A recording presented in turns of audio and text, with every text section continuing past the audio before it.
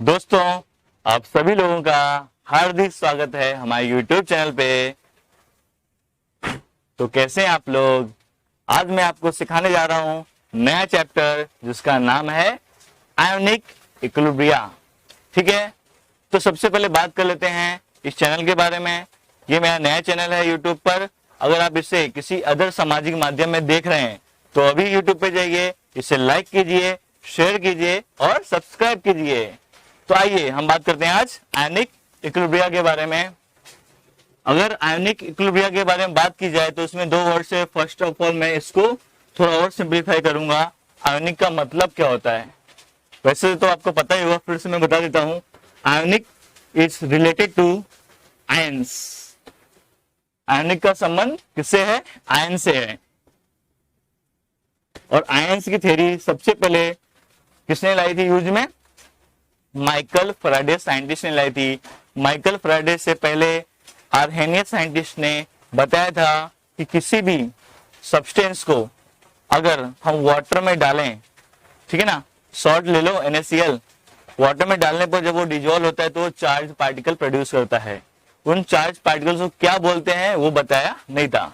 तो माइकल ने बताया कि जब हम लोग सॉल्ट को या भी एसिड बेस को वाटर में ऐड करते हैं तो उनको हम आयंस बोलते हैं। तो आयंस की थ्योरी किसने लाया? फर्स्ट ऑफ ऑल यूज में फैराडे ने लाया, ठीक है ना। फैराडे ने फिर उसके बाद उनका नाम दिया इलेक्ट्रोलाइट्स। इलेक्ट्रोलाइट्स को फिर उन्होंने डिस्टिंग्विश किया। तो हम बात कर लेते हैं पहले दूसरे वर्ड्स की। ये तो हो गया आयोनिक। आयोनिक का मतलब होता है ions, related to ions. Ions के दो टाइप होते हैं, वो मैं यहाँ पे पहले समझा देता हूं। फर्स्ट है कैटायन और दूसरा है अनायन। कैटायन Na+ और अनायन Cl-। ये तो आपने 10 में पहले से पढ़ा है। Na+ का फॉर्मेशन कब होता है? जब वो Na अपना एक इलेक्ट्रॉन लॉस करता है और Cl को प्रोवाइड करता है, देता है। After loss of 1 electron sodium के पास एक चार्ज प्लस ऐड हो जाता है क्योंकि उसने इलेक्ट्रॉन दिया है। एंड क्लोरीन वो एक इलेक्ट्रॉन गेन करने के बाद अपना ऑक्टेट कंप्लीट कर लेता है और माइनस चार्ज गेन करता है। उसके बाद दोनों में क्या होता है? रिएक्शन होता है और दोनों में सोडियम सॉल्ट का फॉर्मेशन होता है, ठीक है ना। और सोडियम सॉल्ट जब वाटर में ऐड करते हैं तो वो आयन फिर से जनरेट करता है, ठीक है। तो ये हो गया हमारा आयंस के बारे में इंफॉर्मेशन। ऐसे बहुत सारे आयंस हैं जिसके बारे में हम बाद में डिस्कस करेंगे। अब आइए वर्ड से दूसरा इक्विलिब्रिया के बारे में। इक्विलिब्रिया जो है, ये वर्ड्स इक्विलिब्रियम का क्या है? प्लूरल वर्ड है, ठीक है ना। जैसे कि फॉर्मूला का फॉर्मूले है ना, वैसे ही हम इक्विलिब्रियम का मतलब होता है, क्या लिखूंगे यहाँ पे वर्ड्स? इक्विलिब्रियम्स। अभी एस का मतलब क्या है? लास्ट में एस भी लगाया है। इक्विलिब्रियम का मतलब पहले मैं समझा देना चाहता हूं। इसके पहले इक्विलिब्रियम को simple general life, daily life से रिलेट कर रहे तो हम बोल सकते हैं, सपोज आपके एक रूम में one gas come from one side and other cold gas. एक हॉट गैस है, एक कोल्ड गैस है।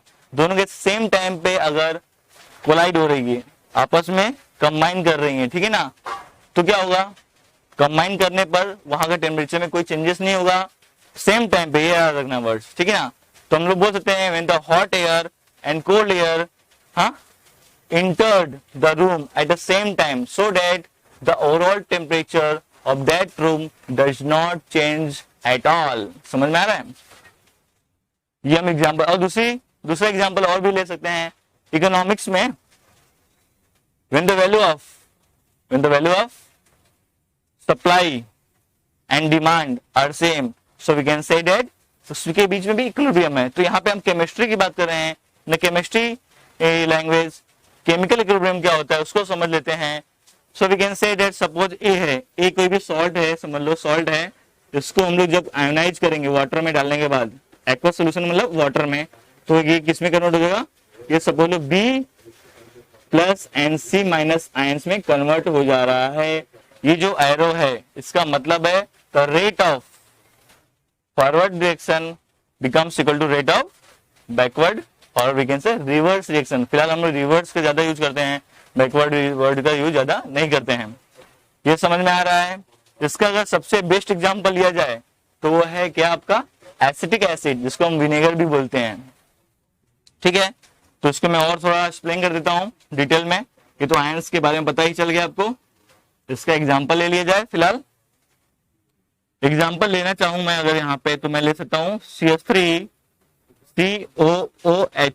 ठीक है ना। इसको भी मिटा देता हूं मैं फिलहाल यहाँ से। अब यहाँ पे क्या हुआ, इसको वाटर में हमने ऐड किया, वाटर में ऐड किया, उसी को हम लोग बोलते हैं एक्वस सोल्यूशन। एक्वस का स्पेलिंग मैं पूरा फुल यहाँ पे लिख देता हूं। ये एक्वस, एक्वस का मतलब when any substance dissolve in water, तो उसका वो एक्वस फॉर्म होता है, ठीक है ना। तो मैंने इस एसिड को, जो कि बहुत ही वीक है, इसको वीक इलेक्ट्रोलाइट भी बोलेंगे हम लोग, ठीक है ना। जब इसको वाटर में हम लोग ऐड करते हैं तो ये क्या प्रोड्यूस करता है, ये आयनाइज होता है। इसमें एसिटेट आयन में, ये हो गया एसिटेट आयन और ये हो गया H+ हाइड्रोनियम आयन, ठीक है ना। तो ये दोनों पार्ट में, बट इसमें तो मेन बात है वो मैं बताना आपको चाहता हूं कि जो एसिटेट आयन है और H+ आयन्स है, इनको हम क्या बोल सकते हैं, आयोनाइज्ड भी हो सकते हैं। क्या बोल सकते हैं, आयोनाइज्ड स्पेसीज बोल सकते हैं इसको हम लोग। और ये क्या है हमारा, अनआयोनाइज्ड, अनआयोनाइज्ड। यहां पे हम S भी यूज कर सकते हैं और Z भी, कोई भी एक यूज करो। ये अनआयोनाइज्ड या फिर, और we can say molecular form, molecular form में है, ठीक है ना। और यहाँ पे हम देखेंगे कि जो वीक इलेक्ट्रोलाइट है, इसको हम वीक इलेक्ट्रोलाइट भी बोलते हैं। क्यों बोलते हैं मैं इसको आपको समझाने वाला हूं बाद में। ये समझ लो, जो वीक होता है, वीक इलेक्ट्रोलाइट होता है, उसका ही फॉर्मेशन आयंस में बहुत ही कम होता है। तो we can say that when the equilibrium shift between unionised और ionised species, that condition is called ionic equilibrium, ठीक है। आयोनिक इक्विलिब्रियम बोलते हैं हम लोग। ये आपका एक रिएक्शन है जो कि बहुत ज्यादा इंपॉर्टेंट है इसको समझने के लिए। इसके और भी एग्जांपल्स हैं। ये एक रिएक्शन है, ये एक इक्विलिब्रियम है। ऐसे जब बहुत सारे इक्विलिब्रियम्स हम यहाँ पे यूज करेंगे तो उसका नाम क्या हो जाए, इक्विलिब्रिया हो जाएगा। समझ रहे हो, इसका मतलब इक्विलिब्रियम का प्लूरल वर्ड है इक्विलिब्रिया। ये बात तो समझ में आ गई। ये क्या हमारा इलेक्ट्रोलाइट्स है, ठीक है। इसको डिटेल में समझने के लिए मैं आपको इलेक्ट्रोलाइट को क्लासिफाई करके बताने वाला हूं। इसके बाद समझ में आ गया, ठीक है। तो ये फ्राइडे ने बताया कि जब कभी भी कोई भी सब्सटेंस, एसिड बेस या फिर सॉल्ट, कुछ भी हो सकता है, ऑक्सीडाइजिंग एजेंट भी हो सकते हैं, वो वाटर में डिजोल्व किया जाए तो उसका आयन में कन्वर्जन होता है और वो इलेक्ट्रिसिटी भी कंडक्ट करता है। समझ में आ रहा है। तो उससे हम लोग क्या बोलते हैं, इलेक्ट्रोलाइट। तो बात करते हैं इलेक्ट्रोलाइट्स की डिटेल में। ये जो इक्वेशन था, ये आपका क्या था, आयनिक इक्विलिब्रियम इक्वेशन था, ठीक है। एक्वस का मतलब क्या होता है, वाटर। किसी भी सब्सटेंस जो वाटर में ऐड करते हैं तो वो उसका एक्वस सोल्यूशन होता है। इतना ध्यान में रखना, कभी भी ये वर्ड्स बोलना हम आता है। एक्वस का मतलब होता है इन वाटर, वाटर ही होता है एक्वस का मतलब, ठीक है ना। तो अब हम लोग, क्योंकि ये सारी चीज किससे रिलेटेड है, इलेक्ट्रोलाइट्स के से रिलेटेड है, तो मैं आप यहाँ पे इलेक्ट्रोलाइट्स को क्लासिफाई कर देता हूं डिटेल में। इलेक्ट्रोलाइट्स, इन सभी के डिफिनेशंस आपको इसके बाद मैं डिटेल में अच्छे से बताने वाला हूँ। फिलहाल आपको बेसिक कॉन्सेप्ट क्लियर कराना चाहता हूँ, ये ध्यान देना है। तो बोलोगे सर आप तो डिफिनेशन लिखा ही नहीं रहे अच्छे से, सिर्फ समझ लो, अभी ये कॉन्सेप्ट समझो सिर्फ, ठीक है ना। तो इलेक्ट्रोलाइट्स की अगर बात करें हम लोग, तो ये दो टाइप के होते हैं, ठीक है ना। फर्स्ट है स्ट्रॉन्ग। इसके पहले मैं जो एग्जांपल आपको बताया था तो आपको समझ में नहीं आएगा कि ये वीक कैसे है। तो यहाँ पे जान लेते हैं वीक कैसे होगा। यहाँ पे लिखेंगे वीक, स्ट्रॉन्ग एंड वीक, ठीक है ना। इनके एग्जांपल्स भी लेंगे। सब्सटेंस के कैटेगराइजेशन में इलेक्ट्रोलाइट भी एक कैटेगरी होती है जिसके इसको फर्दर क्लासिफाई किया जाए तो स्ट्रॉन्ग एंड वीक होता है। ये बताता है कि आयंस आपका सोल्यूशन में कितना ज्यादा अमाउंट में, कितना ज्यादा एक्सटेंट में डिजोल्व हो रहा है, आयोनाइज हो रहा है और कितना कम हो रहा है। तो इसको मैं दो पार्ट में उसके अकॉर्डिंग डिसोसिएट कर दिया है। स्ट्रॉन्ग में क्या होता है स्ट्रॉन्ग इलेक्ट्रोलाइट्स और वीक इलेक्ट्रोलाइट्स से पहले मैं आपको इलेक्ट्रोलाइट की डिफिनेशन तो बताऊं। ये एंशिएंट ग्रीक वर्ड से निकला है। इनका दो पार्ट है, इलेक्ट्रो एंड लाइटोस। इलेक्ट्रो लाइटोस दो वर्ड है। इलेक्ट्रो मतलब इलेक्ट्रिसिटी, लाइटोस मतलब एबिलिटी, एबिलिटी ऑफ, पूरा मिला दिया जाए तो बन जाता है ability of conduction of electricity. मतलब जिस सब्सटेंस में एबिलिटी होती है इलेक्ट्रिसिटी कंडक्ट करने की, वो सब्सटेंस होते हैं इलेक्ट्रोलाइट्स। और कोई भी सब्सटेंस जब इलेक्ट्रोलाइट कंडक्ट करता है तो आयोनिक फॉर्म में भी होना जरूरी है। So that we can say that electrolytes are those compounds और those substance which on melted or ionize, melted or when dissolved in water they ionize forming cation and anion and also conduct electricity, then we can say that of compound is called electrolytes. Simple अगर बात करें electrolytes की तो दो conditions है जो मैंने बताया है अभी। अगर नहीं समझ में आया तो अभी देख लीजिए।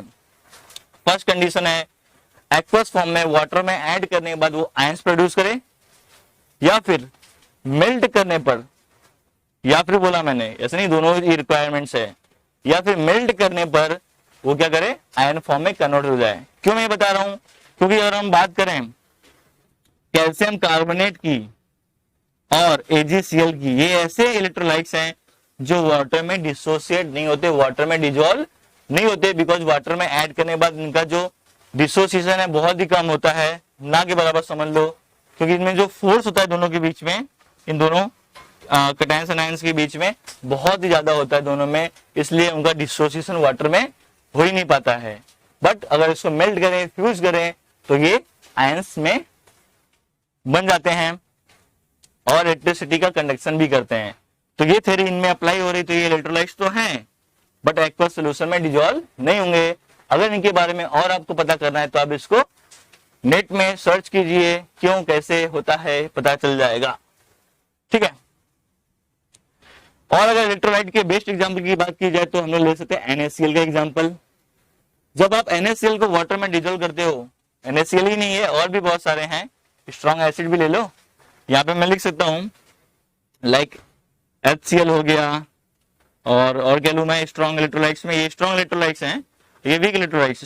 स्ट्रॉन्ग में मैं ले सकता हूं, और क्या लूंगा अभी sulphuric acid H2SO4, nitric acid HNO3, ये सारे हमारे क्या हैं स्ट्रॉन्ग इलेक्ट्रोलाइट्स हैं। मतलब जब इसको वाटर में हम डिजोल्व करते हैं तो इनका 100% या फिर बोल सकते हैं 90 to 100% तक डिसोसिएशन हो जाता है।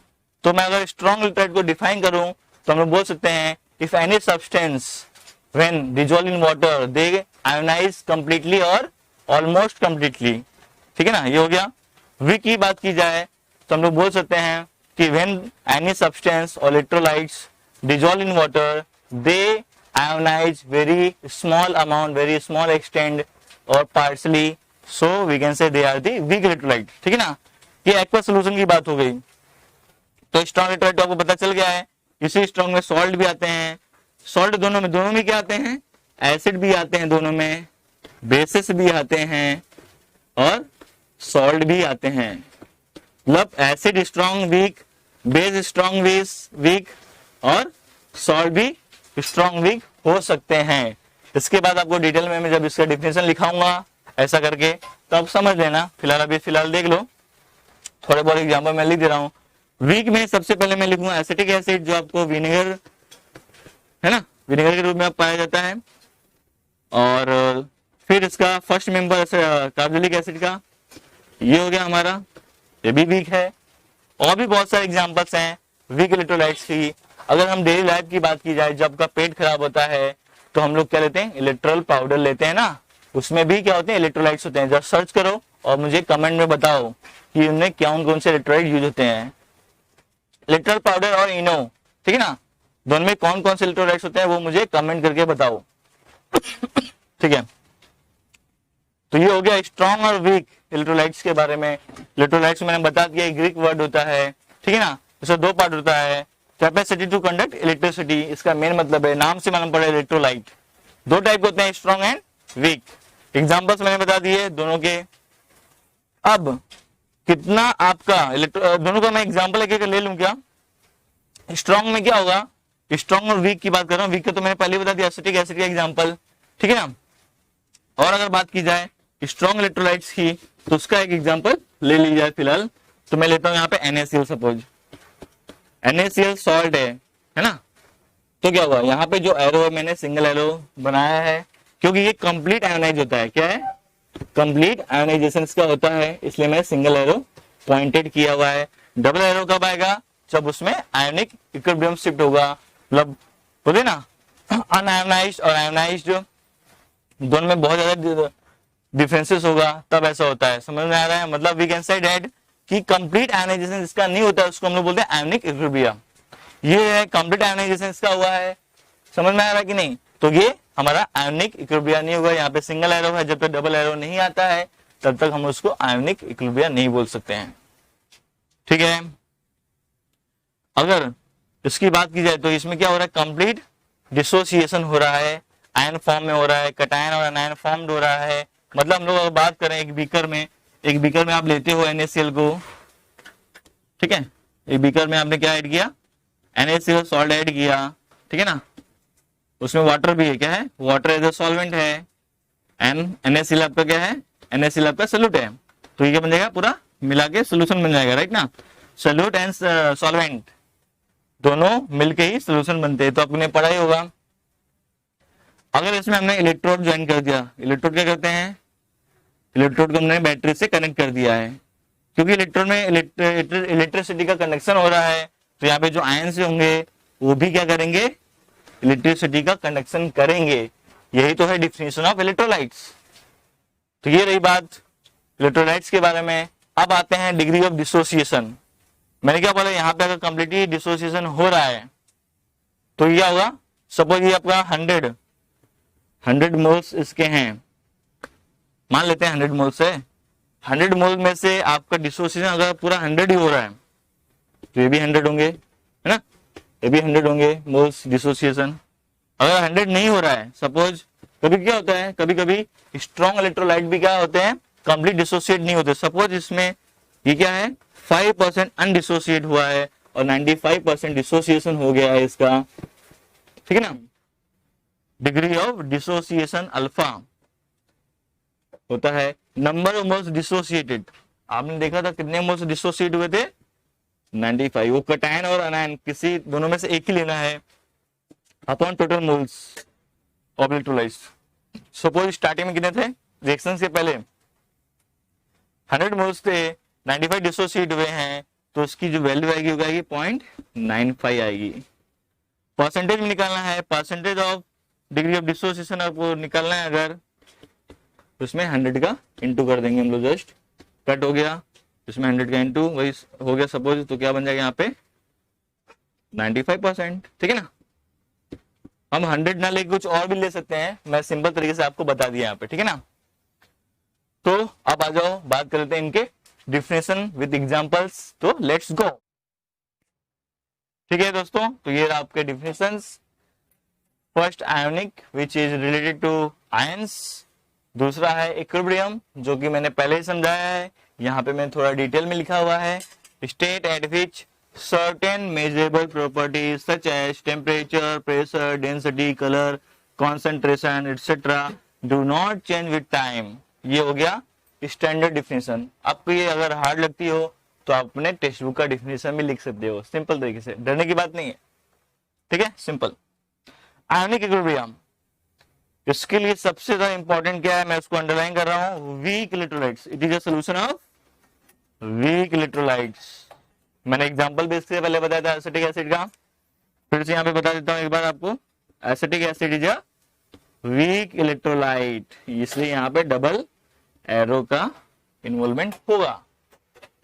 जब वीक इलेक्ट्रोलाइट को हम वाटर में ऐड करेंगे तो क्या बनेगा, आपको पता ही है, फटाफट मैं लिख देता हूं, बताने की जरूरत नहीं है। और यहाँ पे आएगा H+ आयंस, ये हो गया आपका अनायंस, ये होगा कैटायंस, ये अनआयोनाइज्ड है, ये आयोनाइज्ड है, बट आयोनाइजेशन बहुत ही कम हो रहा है, बट जो रेट है दोनों के रेट के बीच में जो इक्विलिब्रियम शिफ्ट हो रहा है, इसलिए इसको बोलेंगे आयोनिक इक्विलिब्रियम।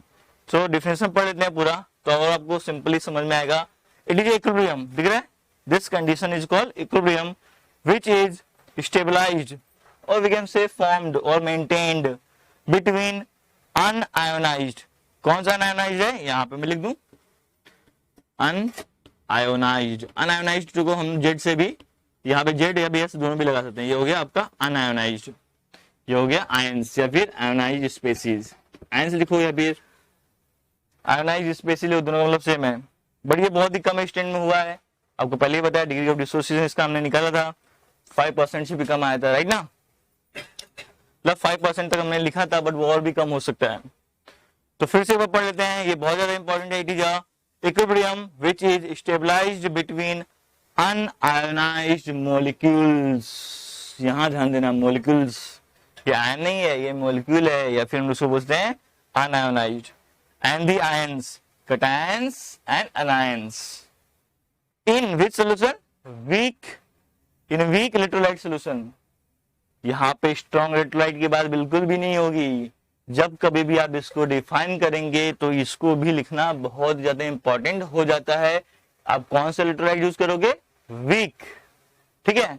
अब इसके बाद हम बात करेंगे इलेक्ट्रोलाइट्स के डिस्टिंग्विश की बात करेंगे, जहां पे हम लोग स्ट्रॉन्ग और वीक और उसके बहुत सारे एग्जांपल देखने को मिलेंगे, ठीक है, तो हो जाए। ओके दोस्तों, तो यहाँ पे है डिफिनेशन ऑफ इलेक्ट्रोलाइट्स और उसका डिस्टिंग्विश, तो देख लीजिए मैंने इलेक्ट्रोलाइट्स को बहुत ही सिंपल तरीके से यहाँ पे डिफाइन किया है। So you can say that electrolytes are the species that produce ions when melted और लगा देता हूं डिजॉल्व्ड इन एक्वस सोल्यूशन, अगर आपका कोई भी सब्सटेंस सॉल्ट हो, एसिड हो, बेस हो, कुछ भी हो, ठीक है, अगर वाटर में डिजोल्व करने पर आयन प्रोड्यूस करता है या फिर मेल्ट होने पर आयन प्रोड्यूस करता है और उसमें इलेक्ट्रिसिटी का कंडक्शन होता है तो वो इलेक्ट्रोलाइट होगा। तो फिर से देख लेते हैं, electrolytes are the species that produce ions when melted और dissolve in aqueous solution and also conduct electricity. ये दो रिक्वायरमेंट है जो कि बहुत ही इंपॉर्टेंट है इलेक्ट्रिसिटी का कंडक्शन करने के लिए। यहाँ पे मैं एक छोटा सा एग्जांपल ले लेता हूँ, इस बीकर में मैंने क्या किया है, वाटर लिया है और यहाँ पे मैंने NaCl को, सॉल्ट को डिजोल्व किया है, आफ्टर डिसोल्यूशन यहाँ पे Na+ और Cl- आयंस मिलेंगे। अब यहाँ तो आयनिक फॉर्म में कन्वर्जन तो हो गया है, अब इसमें इलेक्ट्रिसिटी का कनेक्शन कैसे होगा, यहाँ पे मैंने इलेक्ट्रोड लगा दिए और इस इलेक्ट्रोड को मैंने दोनों को बैटरी से कनेक्ट कर दिया है। इस बैटरी के थ्रू यहाँ पर दोनों में क्या होंगे, इलेक्ट्रिसिटी का कनेक्शन होगा और जब ये सोल्यूशन में आएगा इलेक्ट्रिसिटी, इलेक्ट्रिक करंट, तो आयन में भी कंडक्शन होना चालू हो जाएगा। इसका मतलब जितना ज्यादा स्ट्रॉन्ग आपका इलेक्ट्रोलाइट्स होगा उतना ज्यादा उसमें कंडक्शन ऑफ इलेक्ट्रॉन्स होगा, कंडक्शन ऑफ इलेक्ट्रिसिटी होगा बिटवीन आयंस, ठीक है। ओके, नेक्स्ट अब हम लोग कर लेते हैं दोनों में डिस्टिंग्विश। इलेक्ट्रोलाइट्स को एक्चुअली फैराडे ने डिटेल में समझाया था, उसको उसने दो पार्ट में डिस्टिंग्विश किया था। फर्स्ट वन है स्ट्रॉन्ग, दूसरा है वीक, और वीक के ऊपर ज्यादा फोकस करना है हमको। स्ट्रॉन्ग भी आगे पढ़ेंगे बट वीक क्या होता है, आयोनाइज होता है स्मॉल एक्सटेंट में, समझ में आ रहा है। तो चलो इसको डिफाइन कर लेते हैं। Strong electrolytes are defined as when we dissolve in water they ionise completely और ऑलमोस्ट कंप्लीटली, समझ में आ रहा है। इन एक्वा सोल्यूशन तो मैंने बता ही दिया है। यहां पे क्या लिखा हुआ है, ionise to smaller extent in aqua solution, मतलब इस टाइप के इलेक्ट्रोलाइट्स को जब वाटर में आप ऐड करते हो तो उनका जो आयोनिक फॉर्मेशन है बहुत ही कम होता है, बहुत ही स्मॉलर अमाउंट में होता है। ये बस पार्शियली और वेरी स्मॉल अमाउंट हम लोग बोल सकते हैं। अब अगर बात करें स्ट्रॉन्ग एसिड, स्ट्रॉन्ग बेस और सॉल्ट्स के बारे में, सॉल्ट्स को हम लोग स्ट्रॉन्ग इलेक्ट्रोलाइट भी बोल सकते हैं। तो स्ट्रॉन्ग एसिड्स मैंने यहाँ पे एग्जांपल दिए हैं थोड़े बहुत, इसके बाद मैं आपको लिस्ट प्रोवाइड करूंगा, उस लिस्ट में सब कुछ रहेगा, ठीक है। ऑल इंफॉर्मेशन अबाउट इलेक्ट्रोलाइट्स, मतलब सारे वीक, स्ट्रॉन्ग, सॉल्ट्स, जो स्ट्रॉन्ग सॉल्ट है, स्ट्रॉन्ग मीन्स स्ट्रॉन्ग इलेक्ट्रोलाइट्स हैं, ठीक है, और वीक हैं। स्ट्रॉन्ग एसिड की बात की जाए तो स्ट्रॉन्ग इलेक्ट्रोलाइट्स में, तो HCl है, H2SO4 है, नाइट्रिक एसिड है, क्लोरिक एसिड है। ठीक है, फॉर्मूला आपके सामने है, ये फिलहाल आप याद कर लो। ठीक है, यहाँ पे देखें एसिड में तो आपको पता ही है कार्बोक्सिलिक एसिड का फर्स्ट 2 मेंबर्स में लिखे यहाँ पे, ये फर्स्ट मेंबर है, क्या एसिड का नाम है ये, फॉर्मिक एसिड बोलो, या फिर मिथेनोइक एसिड बोल सकते हैं, इसको एसिटिक एसिड बोलो, या फिर इथेनोइक एसिड बोलो। आईपीक नेम कॉमन नेम दोनों बता दिया है। ये क्या है, कार्बोनिक एसिड है। ठीक है, ये सब वीक एसिड्स हैं। स्ट्रॉन्ग बेस की बात कर लें यहाँ पे स्ट्रॉन्ग इलेक्ट्रोलाइट में, तो NaOH, KOH, calcium hydroxide, magnesium hydroxide. It means यहाँ पे क्या समझ में आ रहा है, एस ब्लॉक का फर्स्ट एंड सेकंड ग्रुप का जो मेंबर्स है, जो आपके मेटल्स हैं, उनके ऑक्साइड्स या फिर हाइड्रोक्साइड क्या होते हैं, स्ट्रॉन्ग बेस होते हैं। तो यहाँ पे क्या लिखा है मैंने, स्ट्रॉन्ग बेस लिखा है, जहां पे OH है मैंने हाइड्रोक्साइड फॉर्म में है, ऑक्साइड फॉर्म में यहाँ पे मैंने लिखा नहीं है फिलहाल। तो ये सब तो क्या है, स्ट्रॉन्ग बेस है। यहाँ पे देखें वीक बेस के बारे में, तो यहाँ पे अमोनियम हाइड्रोक्साइड है जो बहुत यूज होता है केमिस्ट्री में। दूसरा मैंने एग्जांपल लिया है सेकेंडरी अमाइंस। सेकेंडरी अमाइंस में 2 R ग्रुप होते हैं, इसका नाम क्या हुआ, डाइमिथाइल अमाइन। समझ में आ रहा है, इसको हम और क्या बोल सकते हैं, मिथेनामाइन। टर्शियरी अमाइंस भी क्या होते हैं, हमारे वीक बेस होते हैं। ठीक है, ट्राइमिथाइल अमाइन भी बोल सकते हैं, ये सब क्या वीक है। सॉल्ट की बात की जाए जो कि स्ट्रॉन्ग इलेक्ट्रोलाइट के अंडर में आते हैं, वो NaCl, अमोनियम क्लोराइड और सोडियम कार्बोनेट है। सोडियम कार्बोनेट तो आपने किसमें देखा था, इनो में भी है, सोडियम कार्बोनेट होता है उसमें, और सोडियम हाइड्रोजन कार्बोनेट भी होता है। ठीक है, नेक्स्ट सॉल्ट जो वीक है, वीक नहीं बोलेंगे हम लोग, इसको बोल सकते हैं हम लोग वीक इलेक्ट्रोलाइट, जहां पे है अमोनियम साइनाइड और अमोनियम कार्बोनेट। ठीक है, तो ये रहा पूरा इंफॉर्मेशन अबाउट इलेक्ट्रोलाइट्स। एग्जाम्पल तो मैंने पहले ही बता दिया डिटेल में इसको। ठीक है, ये सब कुछ एक दूसरे से रिलेटेड है, मीन्स सब कुछ आयोनिक इक्विलिब्रियम से ही रिलेटेड है। जब इलेक्ट्रोलाइट्स होंगे तभी तो उसका कन्वर्जन क्या होगा, आयोनिक इक्विलिब्रियम में होगा। जब उसको डिसॉल्व करेंगे या फ्यूज करेंगे तभी उसमें इक्विलिब्रियम शिफ्ट होगा। और यहाँ पे इलेक्ट्रोलाइट से सबसे ज्यादा पार्ट है हमारा वीक इलेक्ट्रोलाइट्स, इसके द्वारा ही हमको क्या मिलता है, आयोनिक इक्वेशंस मिलते हैं, आयोनिक इक्विलिब्रियम इक्वेशन मिलते हैं, जहाँ पे डबल एरो होता है।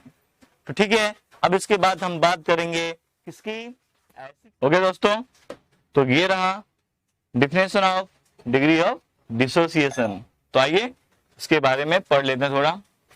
It is a fraction of total number of moles of an electrolyte dissociated at equilibrium at a particular temperature. इसका मतलब क्या हुआ, उसको मैं और भी सिंपलीफाई कर देता हूं। हम लोग अल्फा से इसको डिनोट करते हैं, अल्फा लेटर से।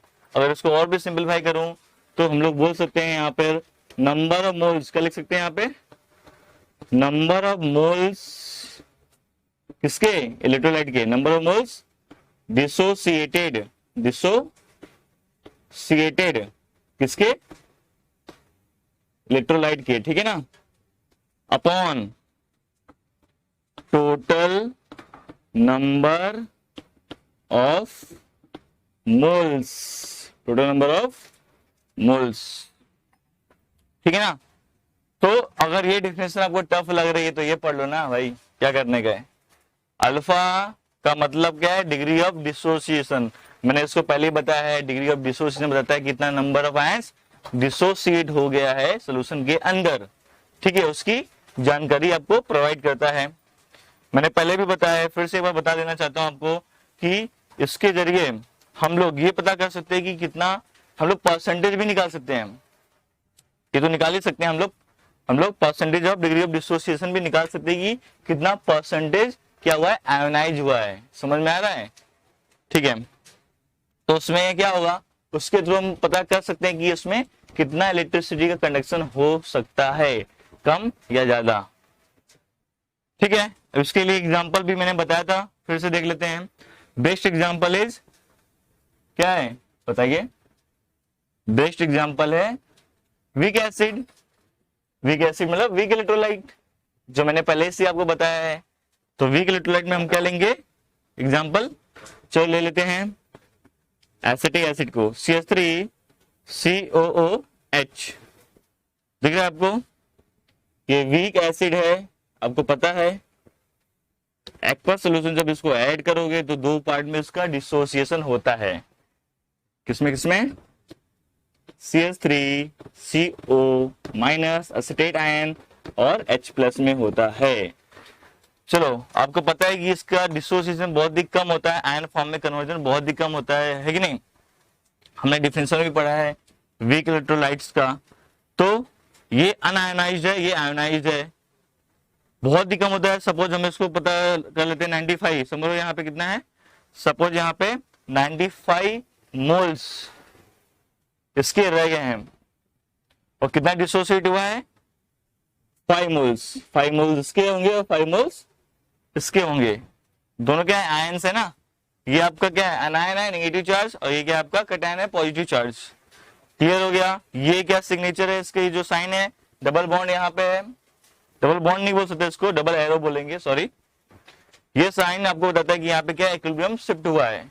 इसी को हम आयोनिक इक्विलिब्रियम भी बोलते हैं। आपको पता ही है वीक इलेक्ट्रोलाइट में ही आयोनिक इक्विलिब्रियम फॉर्म्ड होता है। अब ये फाइंड आउट करना है अगर आपको, टोटल कितना था पहले रिएक्शंस के पहले, एक्वस सॉल्यूशन में डिजोल्व करने से पहले ये जो था 100% था। 100% मोल्स में ले तो 100 मोल्स ले लो। आउट ऑफ 100 मोल्स 95 जैसा का तैसा रह गया, मोलकुलर फॉर्म में है, और 5% शिफ्ट किया हुआ है, डिसोसिएशन उसका हुआ है।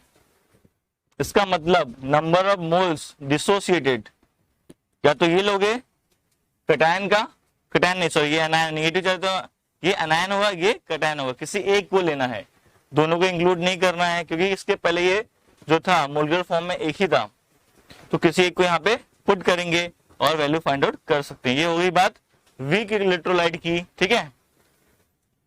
तो यहाँ पे वैल्यू पुट कर देते हैं। First of all after putting the value, कितना था 5, मोल्स कितने थे, मोल्स मैंने कंसिडर किया था 100, तो अल्फा की वैल्यू क्या आएगी 0.05 मिलेगी, ठीक है ना।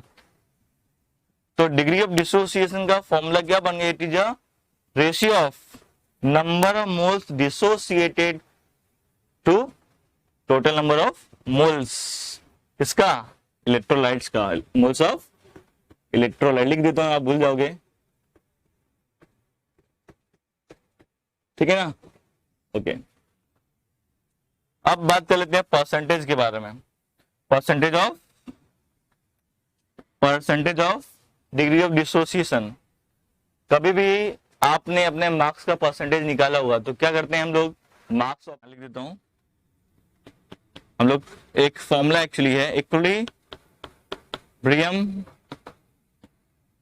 कॉन्सेंट्रेशन, क्या इक्विलिब्रियम कॉन्सेंट्रेशन ऑफ आयंस भी फाइंड आउट कर सकते हैं। अब आप बोलोगे आयंस में क्या आएगा, आयंस में क्या हो सकता है, या तो कटायन हो सकता है या फिर और अनायन भी हो सकता है, अनायन सॉरी, कटायन और अनायन, नेगेटिव और कोई एक ही लेना है। मतलब इक्विलिब्रियम कॉन्सेंट्रेशन ऑफ आयंस क्या होगा, फॉर्मूला इज इक्वल टू क्या होगा, अल्फा इनटू कॉन्सेंट्रेशन। ये जो कॉन्सेंट्रेशन है, वैसे तो कॉन्सेंट्रेशन फाइंड आउट करने के बहुत सारे फॉर्मूले हैं, ठीक है, यहाँ पे हम लोग मोलार फॉर्म में फाइंड आउट करेंगे। इसका मतलब ये तो आपको मालूम ही है क्या है, alpha of degree of dissociation. C का मतलब क्या है, कॉन्सेंट्रेशन को हम लोग यहाँ पे किस फॉर्म में यूज करेंगे, नंबर ऑफ मोल्स ऑफ इसका electrolytes, number of moles of electrolytes upon क्या रहेगा यहाँ पे, total volume of solution in litre, वो लीटर में ही होना चाहिए, समझे ना। तो ये हमारा फॉर्मूला हो गया, इसका मोलार कॉन्सेंट्रेशन का फॉर्मूला हो गया। और भी फॉर्मूले हैं इसके, मोल फ्रैक्शन भी होता है, मोलालिटी भी होता है, बट यहाँ पे जो कॉन्सेंट्रेशन हम लोग किस टर्म में यूज करेंगे, मोलार कॉन्सेंट्रेशन में यूज करेंगे। तो फॉर्मूला क्या बन गया इसका, फॉर्मूला बन गया, यहाँ पर भी लिख सकता हूं मैं सिंपली, क्या बन जाएगा फॉर्मूला, अल्फा इंटू सी बन जाएगा, अल्फा तो पता ही है, सी मतलब मोलार कॉन्सेंट्रेशन, ठीक है ना, क्लियर है। अब हम बात कर लेते हैं factors affecting degree of dissociation, ठीक है। तो सब कुछ मैं मिटा देता हूं, तो यहां पे लिख सकता हूं factors affecting degree of dissociation. चलो उसको भी मैं मिटा ही देता हूं, काफी टाइम से लिखा हुआ है।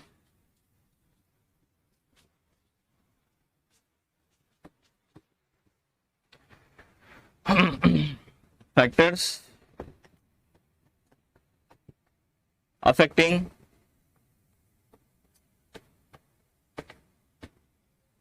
Degree of DoD, degree of dissociation, ठीक है ना। Factor affecting degree of dissociation, तो फर्स्ट वन क्या है, फर्स्ट फैक्टर है nature of solid particles, nature of solid particles, अभी नेचर ऑफ सॉलिड लिख सकते हैं सिर्फ, कैसे, अभी तो बताया मैंने, इलेक्ट्रोलाइट्स के बहुत सारे टाइप्स होते हैं, इलेक्ट्रोलाइट्स में एसिड, बेस, हाँ, सॉल्ट्स, ये सब इंक्लूड होते हैं। वो वीक भी हो सकते हैं, स्ट्रांग भी हो सकते हैं, ठीक है ना। अगर वीक हो जाएंगे तो डिसोसिएशन क्या होगा, कम होगा। अगर हाई है मतलब स्ट्रांग है तो डिसोसिएशन ऑलमोस्ट कंप्लीट होगा या भी कंप्लीट होगा 100%, समझे कि नहीं। तो नेचर ऑफ सॉलिड के ऊपर भी डिपेंड करता है कि सॉलिड किस टाइप का है आपका, वो एसिड भी हो सकता है, बेस भी हो सकता है, या फिर सॉल्ट भी हो सकता है। सॉल्ट में भी क्या होता है, strong electrolyte salt and weak electrolyte salt, हर एक में स्ट्रॉन्ग एंड वीक तीनों ही होता है। मैं आपको लिस्ट दे दूंगा, उससे आप देख सकते हो कौन से एसिड, कौन से बेस और कौन से सॉल्ट वीक है और स्ट्रॉन्ग है, ठीक है। तो फर्स्ट वन हो गया, तो इसके नेचर पे भी डिपेंड करता है कि वो कौन सा है। सेकेंड पॉइंट है हमारा नेचर ऑफ सॉल्वेंट,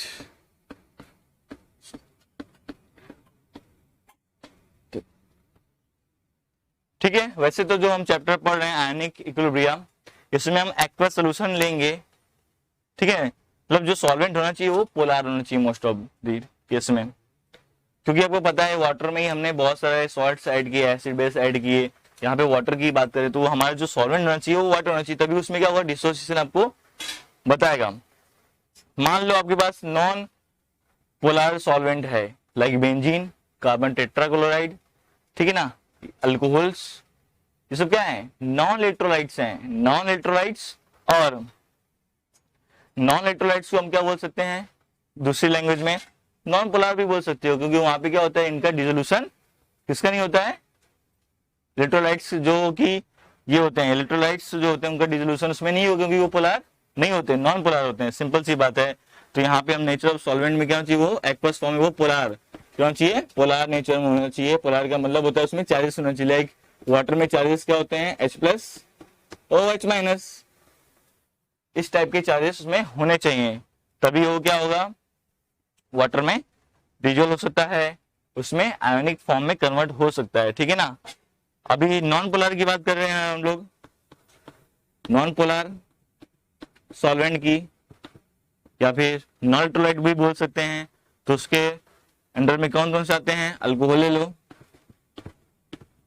बेंजीन ले लो, बहुत सारे हैं वैसे तो, कार्बन टेट्राक्लोराइड ले लो, बहुत सारे हैं।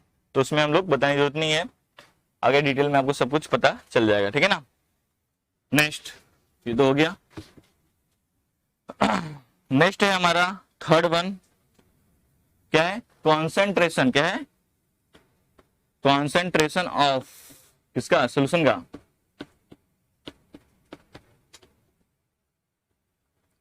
कॉन्सेंट्रेशन का मतलब क्या होता है कि अगर किसी भी सॉल्वेंट में हम जब सॉल्यूट ऐड करते हैं तो मिलके क्या बनता है, सोल्यूशन बनता है ना। वन सॉल्वेंट होता है और एक सॉल्यूट होता है, मिक्स किया तो क्या बन जाता है, सोल्यूशन। इसका मतलब सोल्यूशन में अगर water in the form of water, we can say aqueous solution, water में अगर हम लोग स्मॉल अमाउंट ऑफ वाटर में हम लोग सॉल्ट ऐड कर रहे हैं तो आयोनाइज होने के लिए उसको और वाटर चाहिए। So we can say that if we diluted salt solution more and more, so we can get more ions. ठीक है ना। तो इसका मतलब ये हो गया कि हम वाटर की क्वांटिटी बढ़ा दें अगर सॉल्ट सोल्यूशन में तो आयोनाइज मैक्सिमम अमाउंट में होगा। ठीक है। सो कॉन्सेंट्रेशन इंक्रीज करने पर क्या होगा हमारा, हमको वाटर की क्वांटिटी भी इंक्रीज करनी पड़ेगी। ठीक है ना। जब वाटर की क्वांटिटी इंक्रीज करेंगे तो कॉन्सेंट्रेशन भी आयंस का बढ़ेगा, उसमें डिसोसिएशन और फास्ट होगा। ठीक है। तो ये हो गया थर्ड पॉइंट। फिर फोर्थ पॉइंट है वेरी इंपॉर्टेंट, टेम्परेचर। क्या है? टेम्परेचर की बात करें तो temperature is directly proportional, temperature is directly proportional to dissociation of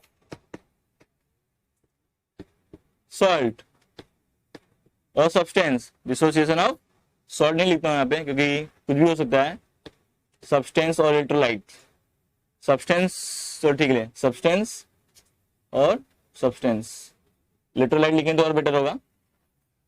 ठीक है ना। कैसे होगा आपको पता ही होगा, अगर हम किसी भी सोल्यूशन में, ठीक है ना, तो वाटर में हम जब सॉल्ट ऐड करते हैं तो उसका जो डिसोल्यूशन है, मतलब उसमें जो डिजोल्व होने का पावर है, कैपेसिटी, वो और बढ़ जाएगी जब टेम्परेचर हम 10 डिग्री मोर कर देंगे। वो ट्वाइसली मतलब 2 टाइम्स हो जाएगा, उसका जो सोलबिलिटी है 2 टाइम्स हो जाएगी। समझ में आ रहा है कि नहीं? तब 10 डिग्री बढ़ाने पर सपोज टेम्परेचर है 29, आपने 39 कर दिया तो डबल अमाउंट में वो डिजोल्व, कम टाइम लेके डबल टाइम में वो डिजोल्यूशन चालू कर देगा। तो टेम्परेचर का डायरेक्ट रिलेशन है dissociation of substance, dissociation of electrolyte. तो यहाँ पे हम लोग क्या लिखेंगे? इलेक्ट्रोलाइट, क्योंकि सब्सटेंस में नॉन इलेक्ट्रोलाइट भी आते हैं, तो यहाँ पे इलेक्ट्रोलाइट की ही बात करें तो यहाँ पे लिख सकते हैं। ठीक है ना। तो सब्सटेंस लिखूंगा तो उसमें तो नॉन इलेक्ट्रोलाइट भी आता है ना। ठीक है। तो ये हो गया हमारा factors affecting of degree of dissociation. उसके बाद हम बात करेंगे एसिड के 3 थ्योरी के बारे में, जो कि बहुत इंपॉर्टेंट है। तो चलो स्टार्ट करते हैं दोस्तों। एसिड एंड बेस की जो थ्योरी मैंने आपको बताई थी, कौन सी? Arrhenius theory first one. Second कौन सी थ्योरी है आपकी? Bronsted Lowry theory. And third one Lewis acid and base theory. वो बहुत ही टाइम लेने वाली है, तो इस लेक्चर में मैं आपको सिर्फ classical theory of acid and base बताने वाला हूँ। उसके बाद नेक्स्ट वीडियो में आपको पूरा डिटेल में सारी थ्योरी को समझाने वाला हूँ। तो आइए, आप सभी को पता है when acid and base combine together forming salt and releasing water। आपको पता नहीं होगा कि सॉल्ट के भी बहुत सारे टाइप होते हैं, neutral salt, acidic and basic salt भी होते हैं, बट वो चैप्टर हमारा नहीं, तो उसके बारे में हम डिस्कस नहीं करेंगे। इसके बाद लिस्ट प्रोवाइड करूँगा, वहाँ पे थोड़ा सा डिस्कशन हम कर लेंगे। तो आइए क्लासिकल थ्योरी के बारे में देख लेते हैं। तो फर्स्ट पॉइंट आप सभी को मालूम है, एसिड क्या होते हैं? Salt to test. बेस का होता है बिटर टू टेस्ट। एग्जाम्पल्स बताइए। तो एग्जाम्पल में आप सभी ने इमली तो खाई होगी, छोटे में जामुन तो खाए होंगे। तो आप ये बताइए मुझे, इमली और जामुन को इंग्लिश में क्या बोलते हैं? ठीक है, फर्स्ट ऑफ ऑल कमेंट करके बताइए। बिटर में अगर बात करें, सबसे बिटर जो होता है पूरे वर्ल्ड में बात कर रहा हूँ, सबसे बिटर टेस्ट में जो होता है सब्सटेंस, उसका नाम है बिट्रेक्स। क्या नाम है? नाम लिख दे रहा हूँ यहाँ पे, बिट्रेक्स नाम है। ये सब्सटेंस वर्ल्ड में सबसे ज्यादा क्या है? बिटर इन टेस्ट है।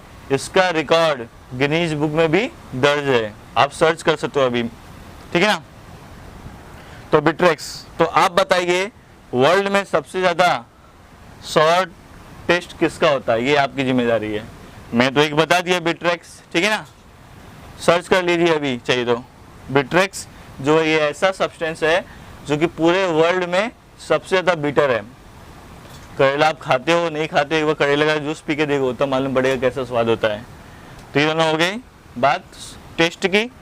अब बात कर लेते हैं हम सेकेंड जो लिखा है, ये बहुत इंपॉर्टेंट। इसमें बच्चे लोग बहुत कंफ्यूज होते हैं। लिटमस पेपर ब्लू भी होता है और रेड भी होता है, बट एसिड सोल्यूशन में अगर आप ब्लू लिटमस पेपर डालोगे तो क्या हो जाएगा? वो लिटमस पेपर का कलर क्या हो जाएगा? रेड हो जाएगा।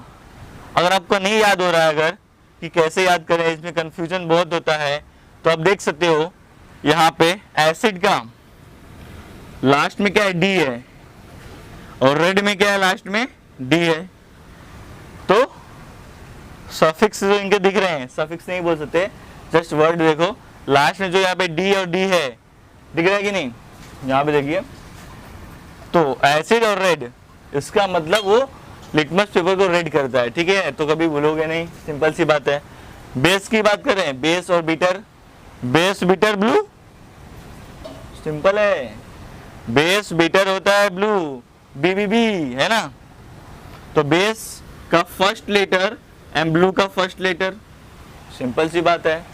किसी भी लिटमस पेपर को नहीं, सिर्फ रेड लिटमस पेपर को जब हम किसमें, अल्कलाइन सोल्यूशन में या फिर बेसिक सोल्यूशन में डिप करते हैं, तो लिटमस पेपर का रंग जो रेड होता है, कलर जो रेड होता है, वो ब्लू में कन्वर्ट हो जाता है। ये समझ में आ गया आप सभी को? 2 पॉइंट मालूम भी है आपको, फिर भी मैं बता दे रहा हूँ नेक्स्ट, कि आपका जो बेसिक नॉलेज है वो अच्छा हो जाए। और नेक्स्ट है react with active metals. Active metals जो बहुत ही ज़्यादा रिएक्टिव होते हैं, उन्हें हम रिएक्टिव मेटल्स बोलते हैं। 10th में आपने सीरीज देखी होगी, very reactive to least reactive, right ना, वो आपको याद भी होगा। तो मैंने यहाँ पे एक एग्जांपल लिया, just zinc plus HCl, zinc plus HCl का एग्जांपल लिया है। आप देखोगे जब दोनों का रिएक्शन होता है तो जिंक क्लोराइड और वाटर रिलीज हो रहा है, क्या हो रहा है, यहाँ पे रिएक्ट करने पर यहाँ पे बैलेंस है क्या, वाटर नहीं हो एक्चुअली, आई थिंक, क्योंकि ऑक्सीजन तो है नहीं यहाँ पे, ये बाय मिस्टेक मैंने लिख दिया, यहाँ पे हाइड्रोजन गैस रिलीज होती है, क्या होती है यहाँ पे, हाइड्रोजन, वाटर नहीं, सॉरी फॉर दैट, यहाँ पे हाइड्रोजन गैस रिलीज। हमेशा याद रखना, जब कभी भी एसिड का रिएक्शन रिएक्टिव मेटल से होता है तो हाइड्रोजन गैस रिलीज होती है, कभी भूलना मत। यहाँ बाय मिस्टेक मैंने H2O लिख दिया था, बैलेंस कर लेना है यहाँ पे, ठीक है ना। देख लो यहाँ पे 2 हाइड्रोजन है, तो यहाँ पे जिंक क्लोराइड है 2 टाइम्स, यहाँ पे 2 है, ठीक है। यहाँ पे आते हैं हम लोग, सेम बेस में भी जब हम लोग रिएक्टिव मेटल से रिएक्शन करवाते हैं तो मोस्टली बेसिस भी कहते हैं H2 गैस रिलीज करते हैं। ये एरो का मतलब क्या है, ये गैस फॉर्म में कन्वर्ट हो गया है, मतलब हाइड्रोजन गैस कुछ भी हो, एसिड हो या बेस हो, दोनों में वही काम हो रहा है, ठीक है। तो ये 3 पॉइंट हो गए हमारे। फिर 4th पॉइंट है जो कि बहुत ज़्यादा इंटरेस्टिंग है, बहुत ज़्यादा इंपॉर्टेंट है। दोनों में ये एसिड और बेस, इन दोनों में कार्बोनेट का बहुत अच्छा रोल है। देखो यहाँ पे मैंने लिखा है डीकम्पोज कार्बोनेट्स, मतलब ये क्या करता है, एसिड कार्बोनेट, कैल्शियम कार्बोनेट या भी कोई और भी कार्बोनेट होगा जिसमें कि CO3 सफिक्स होगा, ऐसे वाले कार्बोनेट्स को क्या करता है, डीकम्पोज करता है। डीकम्पोज मतलब उनके फॉर्मूला को चेंज कर देता है, कुछ और बना देता है। अब देखिए calcium carbonate when react with sulphur, क्या है, hydrochloric acid, not sulphuric acid, forming calcium chloride, water and carbon dioxide. इसका मतलब क्या हो रहा है, यहाँ पे कार्बन डाइऑक्साइड गैस बनकर रिलीज हो रही है, इसको बोल सकते हैं डीकार्बोक्सिलेशन भी बोल सकते हैं हम लोग, रिलीज ऑफ कार्बन डाइऑक्साइड, ठीक है ना। ये हम लोग ऑर्गेनिक केमिस्ट्री में भी वर्ड्स पढ़ने वाले हैं, 11th के बुक में था। अब यहाँ पे क्या हो रहा है, उसका उल्टा हो रहा है। यहाँ पे तो क्या हुआ, कार्बन डाइऑक्साइड गैस रिलीज हुई, लिबरेट हुई, डिकम्पोज हुआ कार्बोनेट, उसका उल्टा यहाँ पे बेस क्या करता है, उसको ऑब्जॉर्ब करता है। दिख रहा है यहाँ पे मैंने प्लस किया है, यहाँ पे रिलीज हो गया, यहाँ पे राइट हैंड साइड में है, मतलब वो लिबरेट हो गया है, निकल गया है ना, रिएक्टेंट में नहीं है, प्रोडक्ट में। यहाँ पे देखो तो मैंने रिएक्टेंट साइड में बेस के साथ, स्ट्रॉन्ग बेस NaOH के साथ में रिएक्ट करवाया है, क्या क्या, कार्बन डाइऑक्साइड का, तो क्या बन गया, सोडियम कार्बोनेट बन गया है, और क्या बना, वाटर बना है, क्या बना है, वाटर। देखो बैलेंस बराबर है, राइट है। तो ये मेजर डिफरेंस है एसिड एंड बेस में, जो कि मैंने बता दिया आपको फिलहाल, ठीक है ना। इसके बाद मैं आपको लिस्ट प्रोवाइड करूंगा अभी, एसिड और base equal to salt plus water. तो मैं वाटर लिखने वाला तो नहीं हूँ, आप बैलेंस कर लेना। मैं सिर्फ बताऊंगा कि स्ट्रॉन्ग एसिड और स्ट्रॉन्ग बेस जब रिएक्ट करते हैं तो न्यूट्रल सॉल्ट मिलते हैं। सॉल्ट के भी टाइप हैं, acidic and basic, weak salt भी होते हैं एंड स्ट्रॉन्ग सॉल्ट भी होते हैं, बट आपको मैं डिटेल में समझाने वाला इसमें नहीं हूँ, क्योंकि चैप्टर में उतना डिटेल में नहीं है आपके। तो फिलहाल हम लोग क्या बोल सकते हैं, चलो मैं बता ही देता हूँ लिस्ट के बारे में, देख लीजिए। ओके दोस्तों, ये लिस्ट मैंने आपके सामने रखी है, इसमें मैंने एसिड और बेस को कंबाइन किया है और जो फॉर्मेशन हो रहा है वो salt plus small amount of water और अदर वेस्टेज भी हो सकते हैं। इनको बैलेंसिंग आपको करना है। मैंने सिर्फ यहाँ पे यह बताया है कि जब एसिड और बेस रिएक्ट करते हैं तो कौन से सॉल्ट बनते हैं और कौन से एसिड और कौन से बेस को मिला के, ठीक है ना।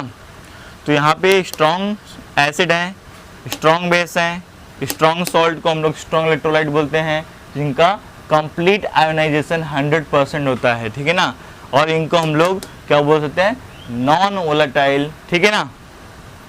दूसरा कैटेगरी है स्ट्रॉन्ग एसिड, वीक बेस, जिससे हमको सॉल्ट, ये जो भी सॉल्ट है सब वीक है एक्चुअली देखा जाए तो। वीक सॉल्ट मतलब weak means we can say that weak electrolytes, we can say that, ठीक है ना। जिनका 100% आयोनाइजेशन नहीं होता है, but they are almost completely ionise, ठीक है ना।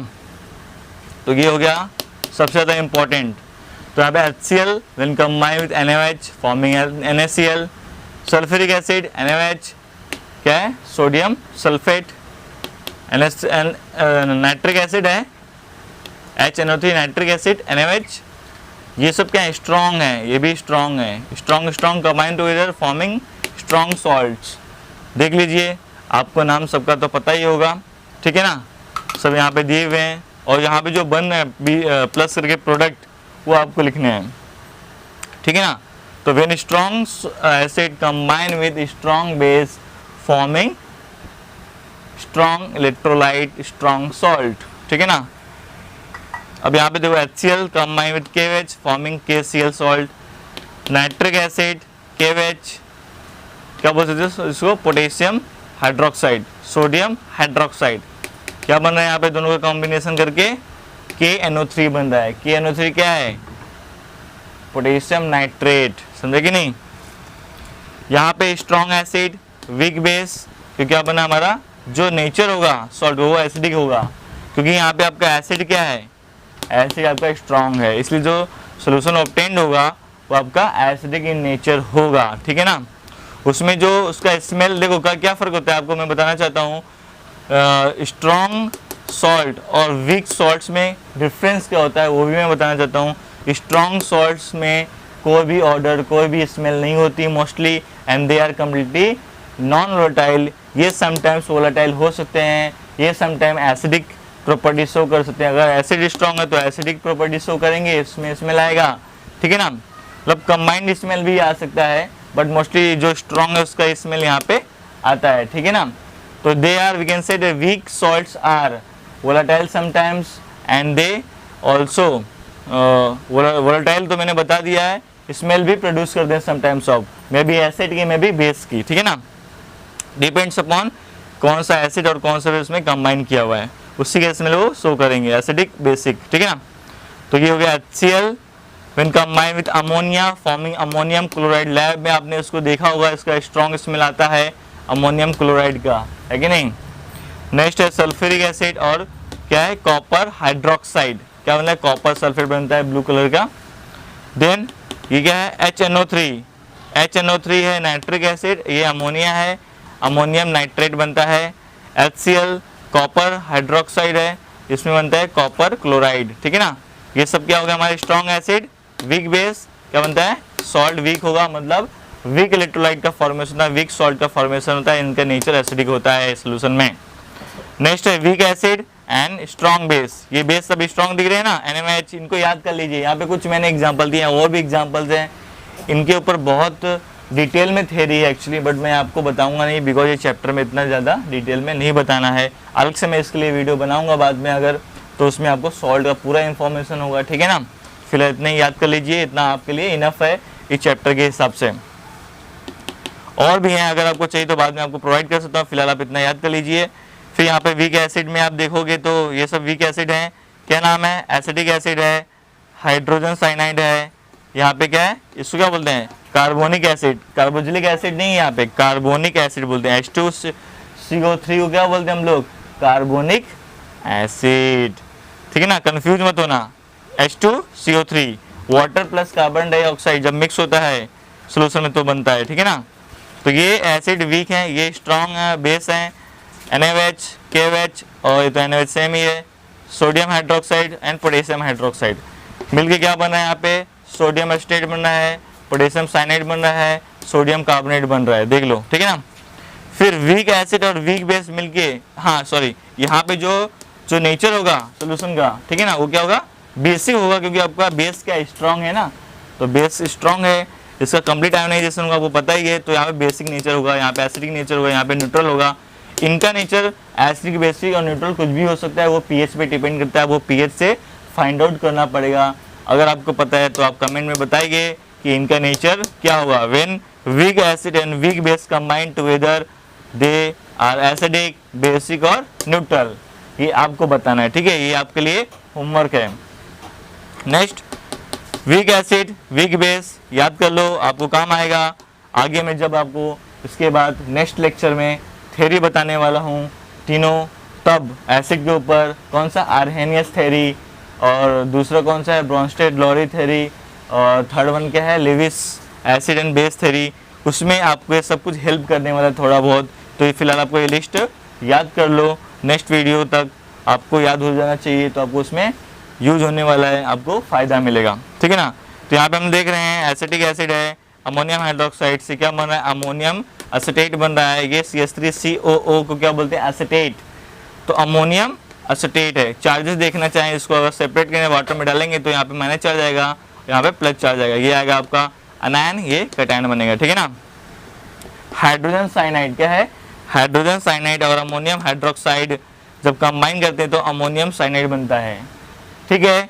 तो आज के लिए इतना ही, नेक्स्ट वीडियो में हम मिलेंगे थ्योरी को लेकर, एसिड और बेस को लेकर अलग से नया वीडियो, अच्छा वीडियो बनेगा। तब तक के लिए अपना और अपनों का ख्याल रखें। जय हिंद।